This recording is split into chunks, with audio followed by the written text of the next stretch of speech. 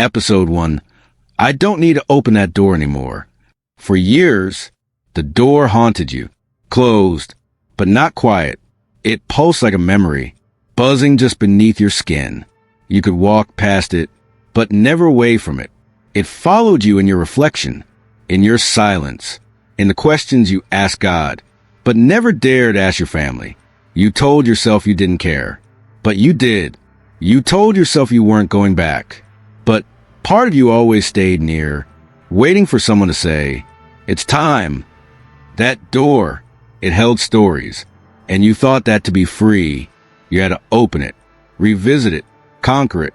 So you did. You opened it. Again and again. You stepped inside the memory. You faced the ghosts. You listened to the echoes until they softened. You sat in the ache long enough to recognize your own voice in it. And little by little, you stopped fearing the silence. You stopped fearing the room. And now you don't need to open it anymore. Not because you're afraid, not because you're avoiding, but because you've outgrown the need to prove you survived. You no longer define yourself by the doors that once kept you out or trapped you in. You are no longer trying to unlock the past, just to feel whole in the present. You are already whole, without a key, without permission, without a final conversation or a perfect ending.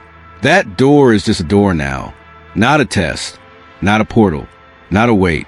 It will stay there, and maybe someday someone else will open it, but it won't be your job to guide them through. You built new rooms now, ones with open windows, soft floors, warm light, laughter that doesn't ask for sacrifice, and more importantly, you become the room, a place where truth can breathe, where love doesn't come with a condition, where the past no longer echoes, because the present speaks louder. So today, when you pass that door, you don't hesitate. You smile, not because it never mattered, but because it doesn't control you anymore. You are not avoiding. You are choosing. And that, beloved, is what freedom feels like. Not shouting that you're healed, but walking so freely. You forget the door was ever locked. Episode 2. This is not a return. This is a resurrection.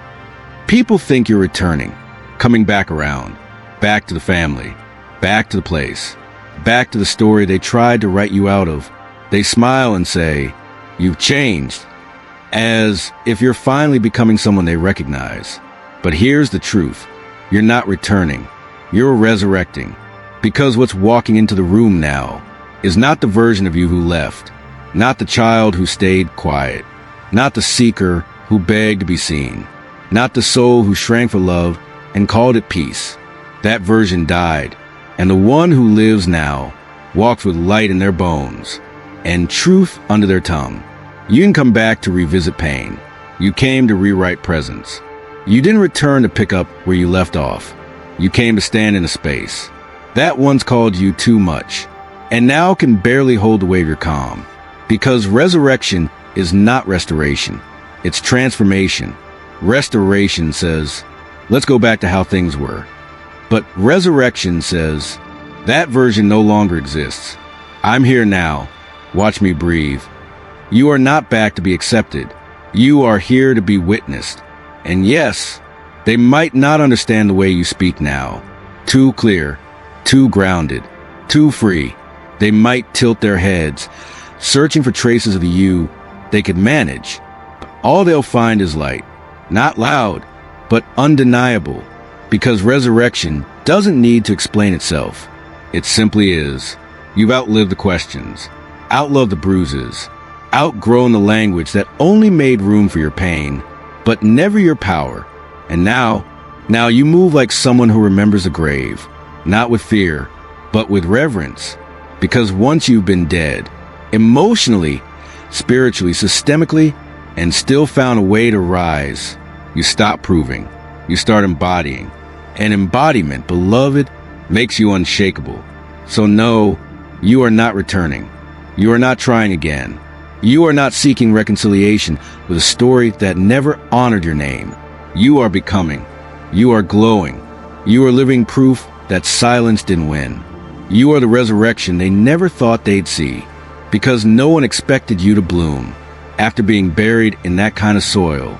But here you are, breathing, burning steady, not to relive the past, but to release the future.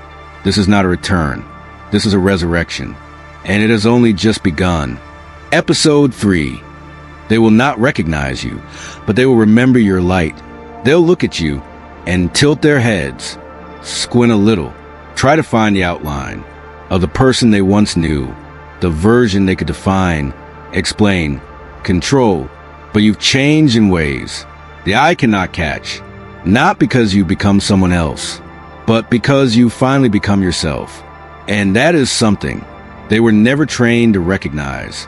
They knew the you who bent to keep peace, who laughed at pain just to stay invited, who translated your soul into a language they could handle. But now, you speak the native tongue of your spirit. You walk in the rhythm of your own timing. You carry silence like a crown, not a cage. And they don't know what to do with that.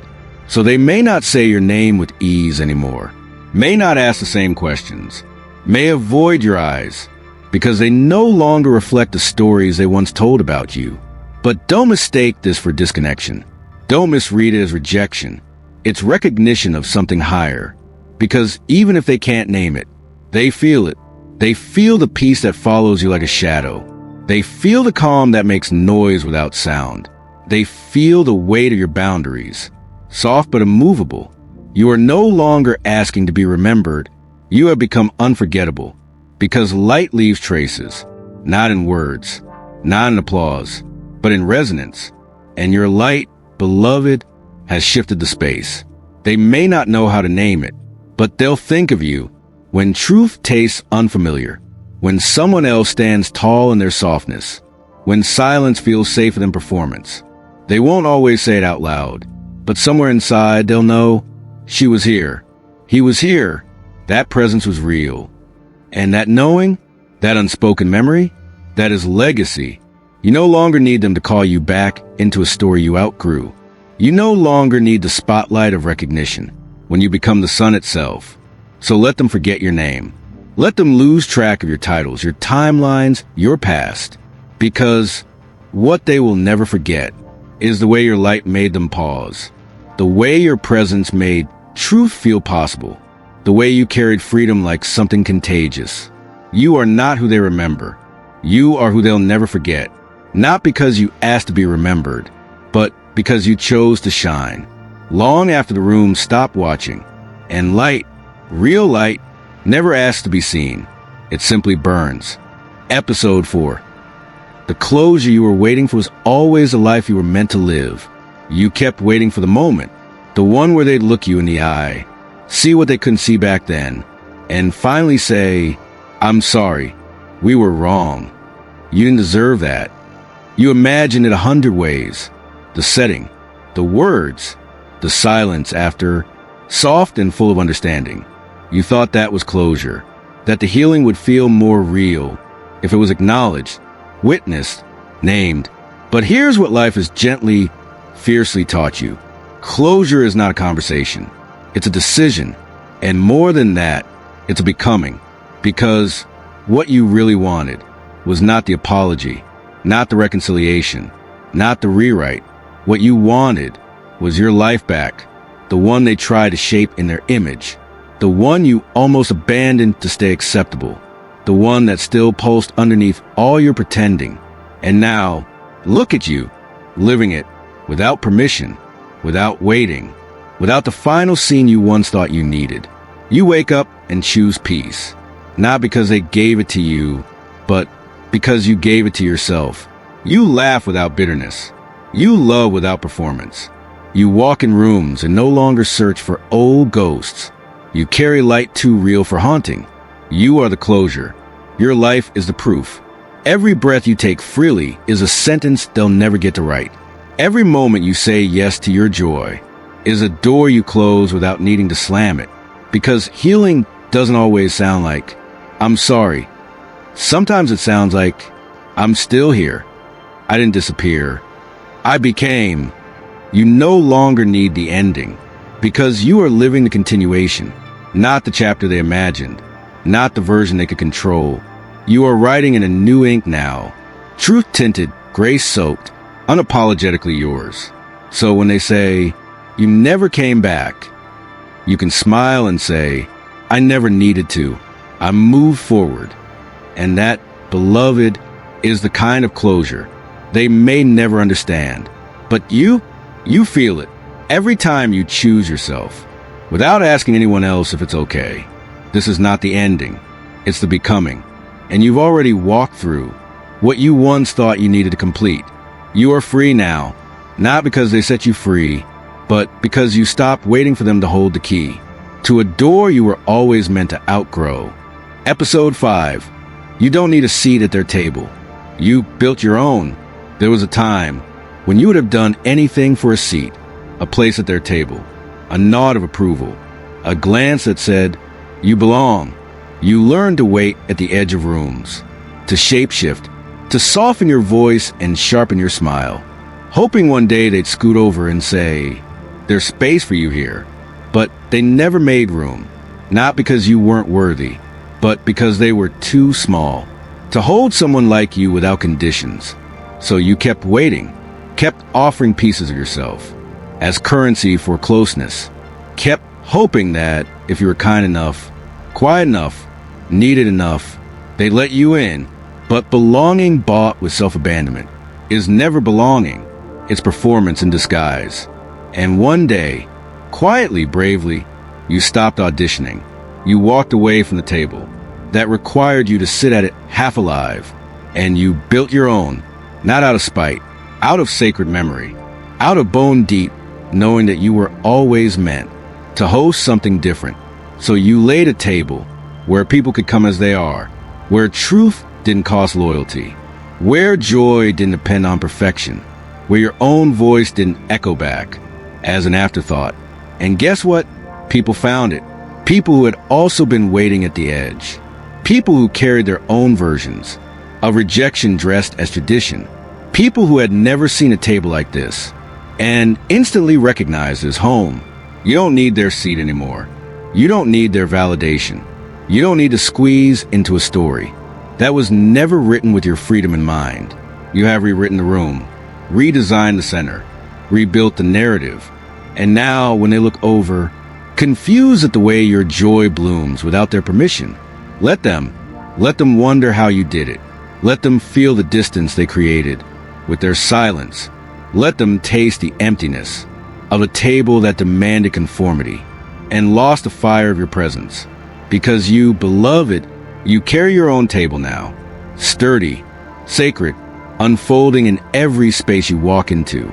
You offer seats to the ones who honor your wholeness, to those who don't need you broken to feel big, to those who don't ask you to be quiet, just to keep the peace they never earned. You're not angry anymore. You're anointed. You're not bitter. You're built. And this table, this life you crafted out of all the pieces they didn't know how to hold, is not a rebellion. It's a revelation. You don't need a seat at their table, because you are the feast now, and those who come to eat in your light will never go hungry again. Episode 6. You are no longer part of the story they told. You are the story they never saw coming. They had a story about you, neatly folded, passed around in whispers and assumptions, a story that made sense to them because it required no revision, no accountability, no truth big enough to stretch their version of events. You were the rebel, the sensitive one, the problem, the wound that wouldn't close, the fire that wouldn't go out. And for a long time, you tried to edit yourself, to fit the lines they had written, to soften the sharp parts, to rewrite your emotions in a font they could read, to be legible in a story that never intended to understand you. But something in you refused, not loudly, not with rage, but with truth so alive, it couldn't be erased. You stopped explaining, stopped performing, stopped trying to get a seat in a narrative that was never designed to honor your voice.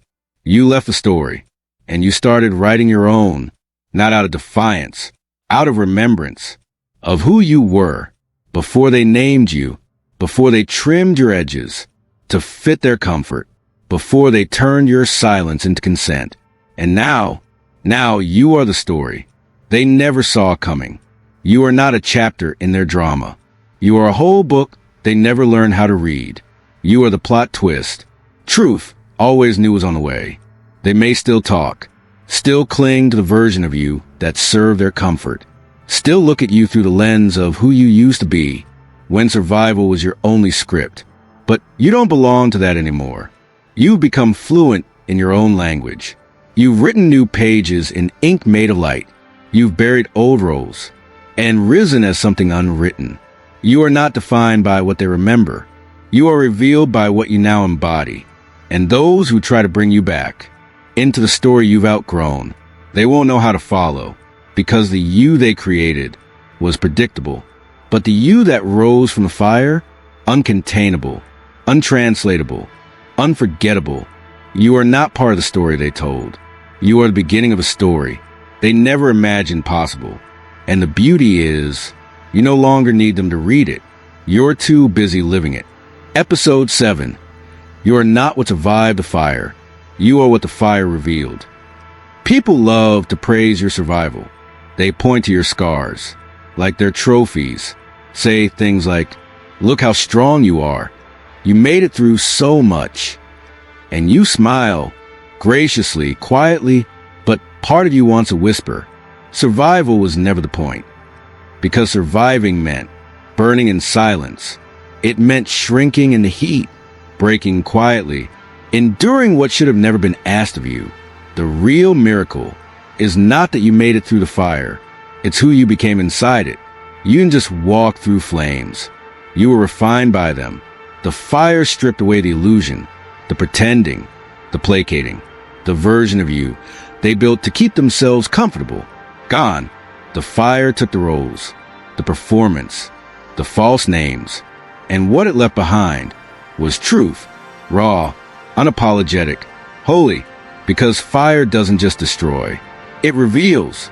And now, when you stand in your own light, you know you were not what burned, you were what emerged, the gold, the voice, the spine they never thought you'd find, the clarity they tried to shame out of you, the softness they mistook for weakness, until it outlasted everything else. You are not the damage. You are the distillation. The version of you that walks the earth today is not carrying ashes. You're carrying essence.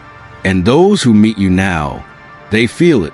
The heat behind your stillness, the depth in your quiet, the way you don't flinch when others try to ignite old fires. You've already burned, and what's left cannot be undone. This isn't about revenge. It's about radiance. You don't shine because they hurt you. You shine because you chose not to stay in the soot. Because you refused to be only what was broken. Because something ancient in you remembered how to rise. You are not what survived. You are what was revealed when survival became irrelevant and truth became inevitable. So don't let the world reduce you to what you lived through. Show them who you were always meant to be, on the other side of the fire, because that is the real story. And now you walk not with smoke in your lungs, but with light in your voice. You are not the echo of trauma. You are the sound of freedom forming its own language. You are not a survivor. You are the flame's reason for burning. Episode 8. The room is no longer mine to carry. I am finally free. There was a time when the room followed you everywhere. Even when you left it physically, it lived in your breath, in the way you hesitated before speaking, in the way you looked for exits before entering trust. It shaped your posture. It dimmed your voice. It pressed itself into your thoughts like a ghost. You were never allowed to call by name. You didn't carry it on purpose. You carried it because no one else did, because someone had to hold the silence, hold the secrets, hold the brokenness long enough to understand it. But today, you are setting it down, not with rage, not with sorrow, but with reverence, because you've realized something sacred. The room is no longer yours to carry, not because you've forgotten, but because you finished. You have done the remembering. You have walked through every corner, touched every invisible scar, breathed life into the places they swore would stay buried. You kept your promise to the child inside you to the truth that kept whispering, there has to be more than this. And now, you're no longer loyal to the weight. You are loyal to light. You are no longer bound to the legacy of silence. You are bound to the lineage of awakening. You no longer owe anyone the version of you that stayed to prove you could survive. You are allowed to go, to rest, to dream, not in spite of what happened, but because you chose to not let it be the end. And here's what's most beautiful, beloved, you didn't just walk out of the room. You walked it out of you. It doesn't live in your spine anymore. It doesn't echo in your voice. It doesn't write your worth across your reflection. You are not the room. You are the one who walked through it and lived. And that is enough. You don't need to retell the story anymore. It's told. It's complete. It's blessed. Let it be, because what you carry now is not the burden. It's the blessing that rose from it. You are no longer the keeper of the wound. You are the keeper of what bloomed through it. So walk forward, lightly, softly, fully. The room was part of your becoming, but it was never your destination. You are free now, not because you escaped, but because you stayed long enough to liberate yourself from the need to stay at all.